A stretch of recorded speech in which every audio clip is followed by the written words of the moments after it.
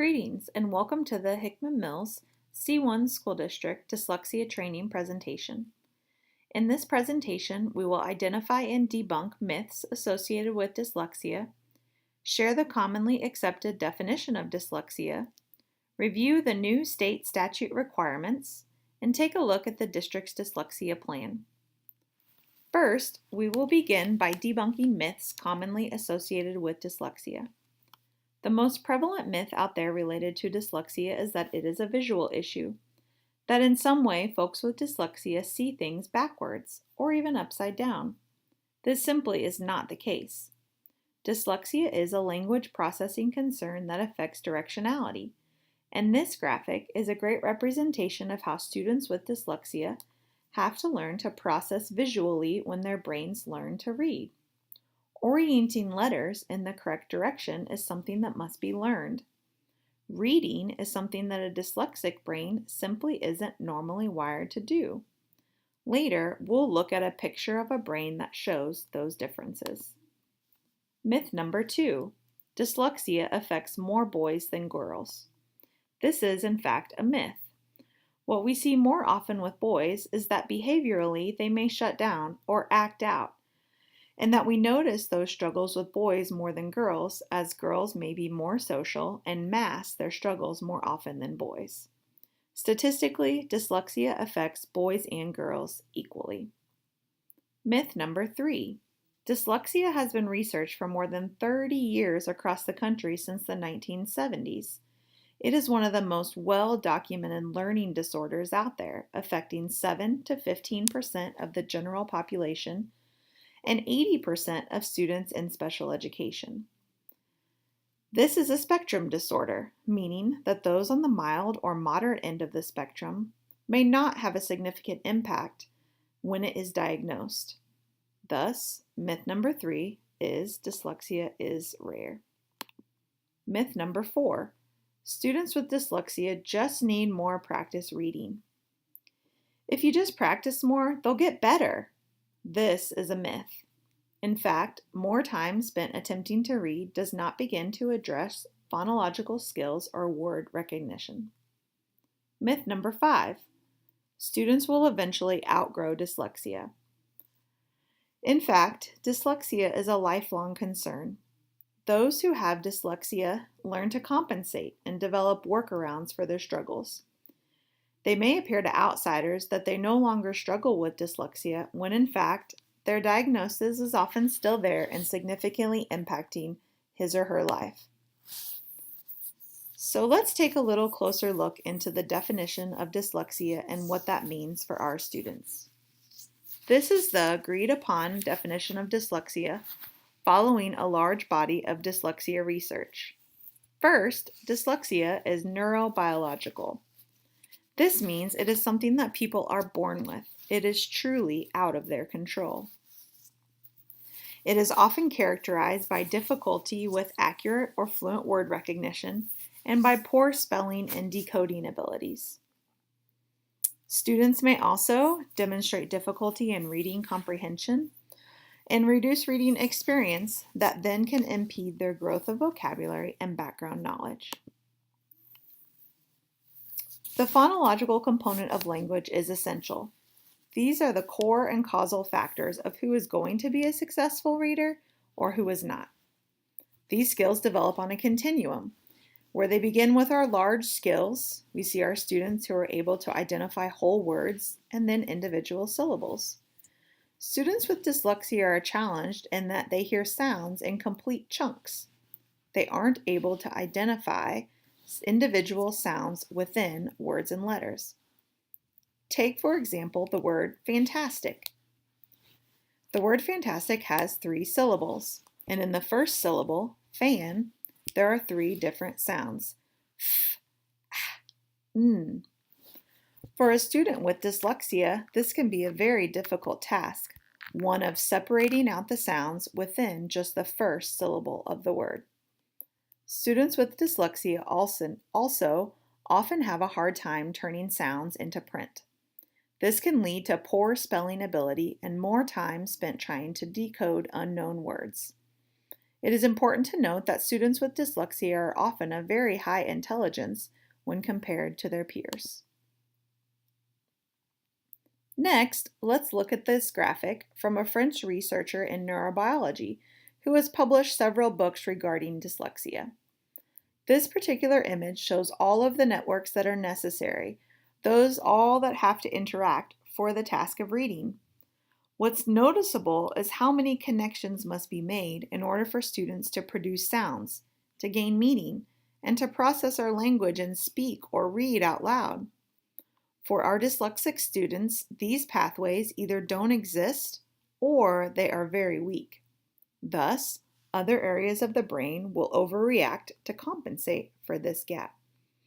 Many of the orange and green areas of the brain are often not even activated while reading, while in a dyslexic brain. The next slide shows an fMRI, or a functional MRI image, while a brain is actually doing a task. The non-dyslexic brain is lighting up in all different areas on both the left and right hemispheres of the brain. But on the dyslexic side, you can see very few connections between the various areas of the brain that must interact during task completion.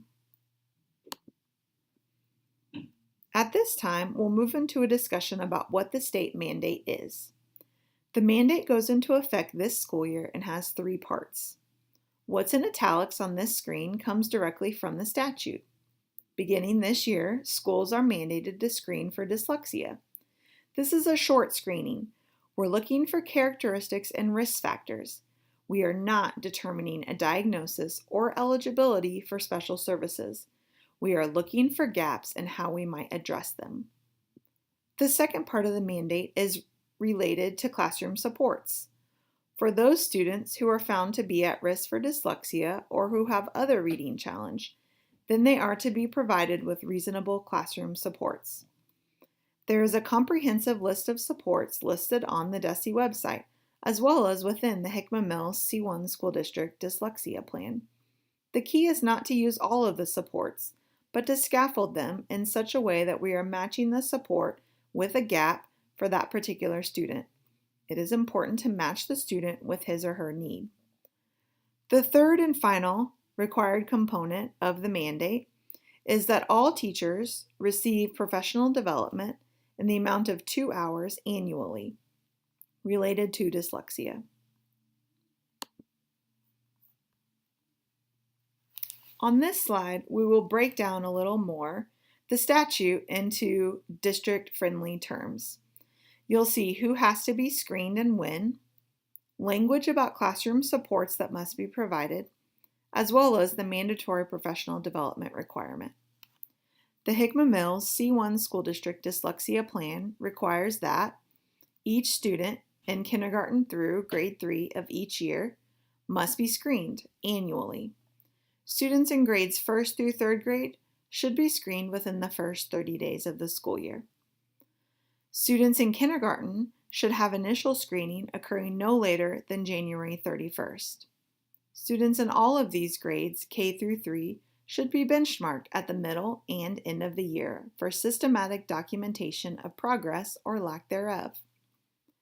Students in grades 4 through 12 must be screened based on teacher referrals and/or a parent request. The mandate also means that we must provide classroom supports for those students who are identified to demonstrate characteristics of dyslexia, and that we must provide mandatory professional development for all staff members grades K through 12. So what all is included in the Hickman Mills C1 School District Dyslexia Plan? A complete copy of the plan can be found at the link located on this slide. However, for the purposes of this training, we will highlight some of the specifics. First, our plan covers who is required to be a part of the screening process. This was just covered on the previous slide. It then reviews who is responsible for administering screening exams and tracking of student data. Should a student be identified to have certain dyslexic characteristics, notification is provided to the student's parent or guardian. It is important to remember that dyslexia is a medical diagnosis only to be made by a licensed physician. We are not determining a diagnosis or eligibility for special services. We are looking for gaps in how we might address them. Finally, the district plan includes an outline of the classroom supports that may be utilized for those students who exhibit characteristics and risk factors. On this slide, you will see specifically who gets screened. It is important to highlight that, again, students in grades 1st through 3rd grade should be screened within the first 30 days of school.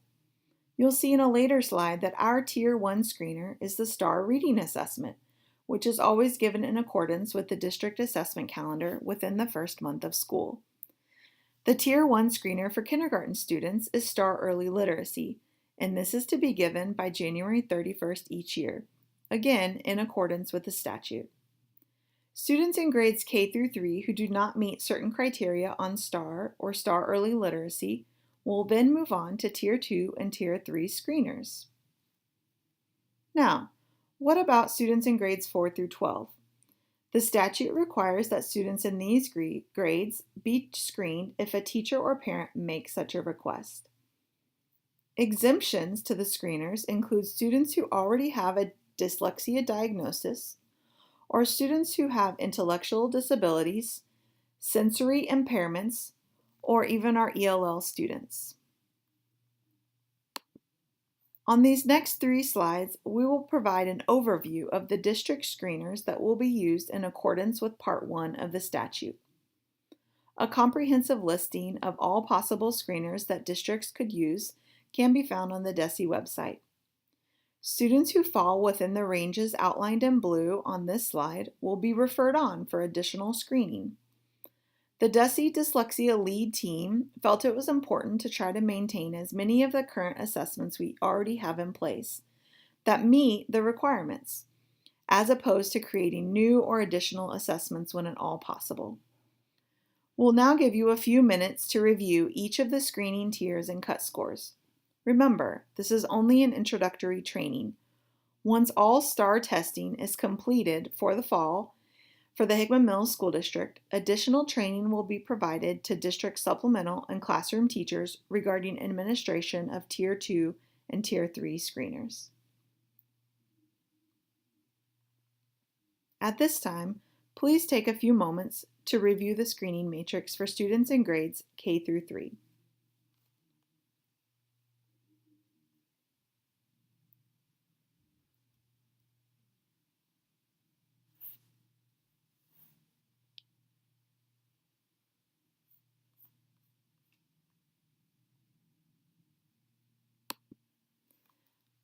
This slide shows a snapshot of the grades 4 through 12 screening matrix. Again, you will see a Tier 1 and Tier 2 screener. We will give you a few minutes to review this screen.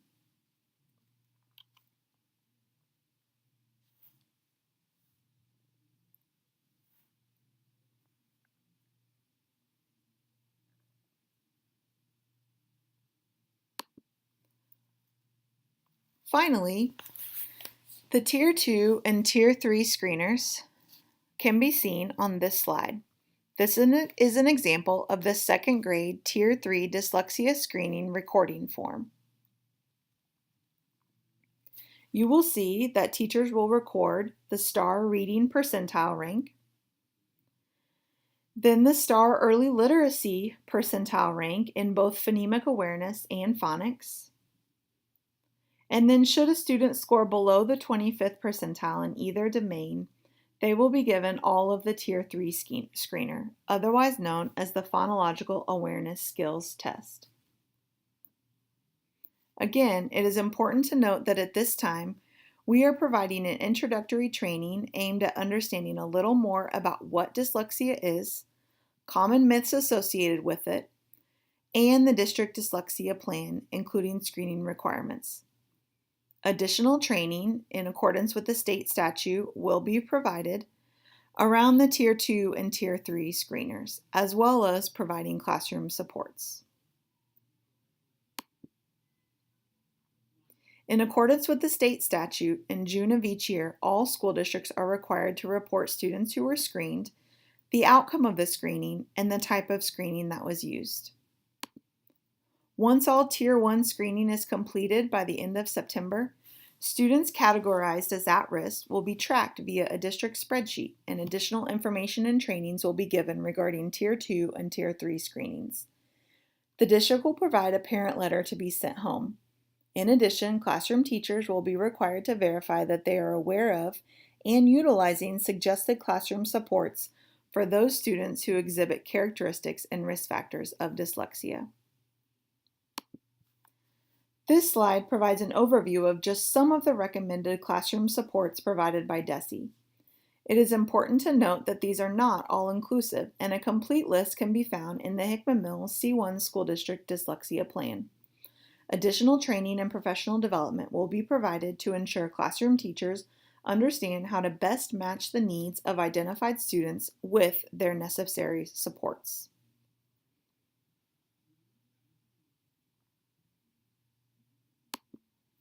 We conclude this training video with links to additional videos provided by DESE outlining specific characteristics of dyslexia. At this time, you should click on the link for your respective grade level and watch the additional video. Together, these ensure staff members are in compliance with DESE's annual training requirements. Again, additional resources can be found on the DESE Dyslexia webpage, and more information and training will be coming soon. Thank you.